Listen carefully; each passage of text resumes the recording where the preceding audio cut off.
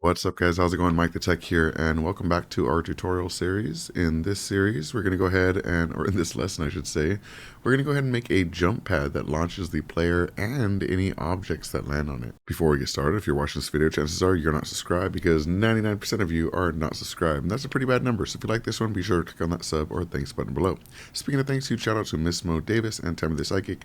Thank you so much for being channel members. If you want to support this channel, get shout outs and videos like this, click on that join button below. Alright, so into the video itself, we're going to go ahead and say, let's say we want to get on top of this. For this, I should make something of it. Let's duplicate this floor by Control C and Control V, so copy and paste. And we're just going to zoom in here and make sure this is lined up. Good. And we'll drag this up here. So let's say our character needs to jump all the way up there and get up top. But the only way they can do that, because if we hit play right now and run over there, we are unable to jump that high. So we're going to need a launch pad to do so. So what we're going to do is we're going to create a new blueprint. So right click and create a new blueprint class. And we can just choose an actor here.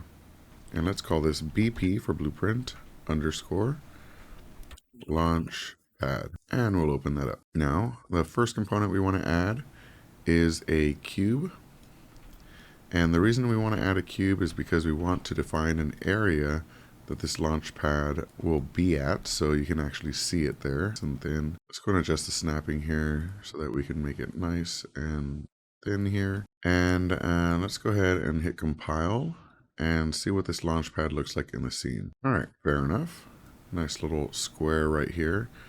We can make it a little bit larger and see the live update in the scene. So if I wanted to kind of make it the size of 2 squares here, I can do that.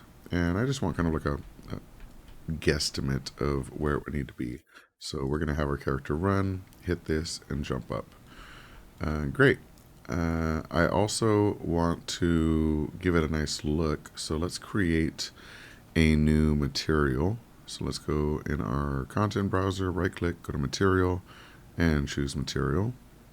And we'll call this mat underscore launch pad, just so we remember what it's for. And here we can start to add some colors. So if we drag off of this, for example, and type param, and just choose a vector parameter, we can name this color and choose the color of our launch pad. So let's go ahead and make it blue. Why? I don't know, because blue's cool. So it'll be blue here. So let's save this. And then in our launch pad, we can actually choose that new shape. So let's type in mat underscore launch pad, and now it's blue. So now we have this blue launch pad in the scene, and we want to make it essentially launch the character. To do so, we need a trigger volume so that we can actually detect when the character or another object is colliding with it. So let's go ahead and add a collider here, and we will just choose a box collision, and we just want to match the shape of the cube. We're going to go ahead and make it the same size as the bounce pad itself, with the exception of maybe being slightly taller like this. That way it detects whenever an object is actually on it, and it will make it bounce. We can also raise this so that the floor doesn't apply any kind of physics as well, because we don't want that to happen. So it's not visible from the bottom, but from the top, anything that lands on top will bounce up. Perfect. Let's hit compile.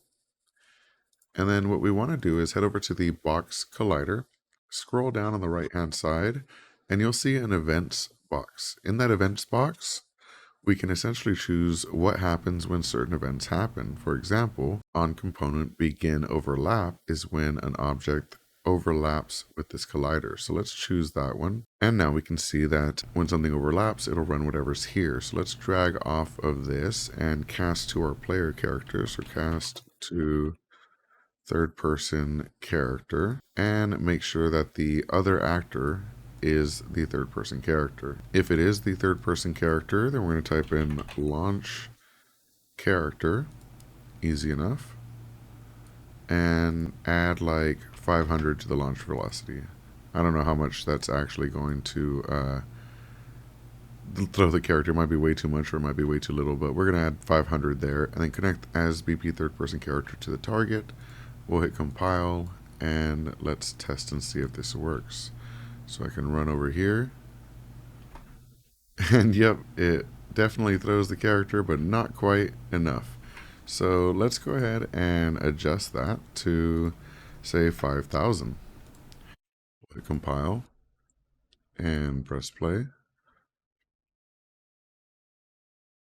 Whoa, that is far too high, so definitely not 5,000. Let's change that to 1,000 and hit compile.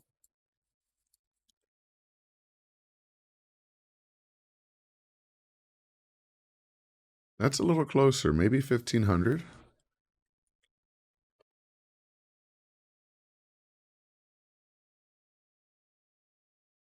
Let's try that.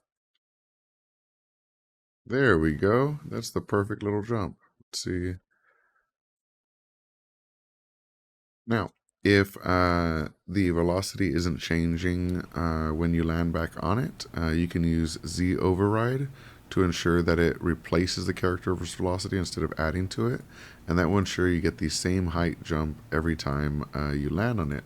So if I run over here and try jumping on it now, every time it will still continue to jump that same way. Perfect. Perfect. Now, what happens if we push an object onto that launch pad? Unfortunately, spoiler, nothing. That's because the launch character blueprint only works for character objects. So, let's say this cast failed because a character didn't land on it. We still want it to do something. And what we want it to do is apply an impulse. And what we want it to do is add an impulse. And we can just choose any of these. We're actually going to delete the box right here because the target of the object we're adding the impulse to is our other component. So whatever lands on it is going to have the impulse sent. And then the impulse we're going to add, same kind of thing, is 1,500. And now we want to set velocity change to true and hit compile. Now, this won't work immediately because there's one more step we need to do. So the reason this won't work immediately is because the physics objects that are in our scene, these blue cubes, don't generate overlap events. So if we click on one and scroll down on the right hand side under collision, we'll see that generate overlap events is set to false. So if we just hold control and click on all of these physics objects and go to the collision setting generate overlap events and set it to true, it will enable this on all of the other objects and allow them to interact with the physics. So let's go ahead and test this out. If we run over to this cube and then push it into the launcher, you'll see that it gets launched up onto the top. And if we run onto it, we also get launched up to the top. Perfect. We made a character and object launcher, which would be very useful for puzzle style games. So let me know what you'd like to see me do a video on next. And as always, thank you so much for watching. He keeps it fresh, always brings something new. It's MikeTheTech, MikeTheTech, the architect. MikeTheTech, yeah. MikeTheTech, the architect.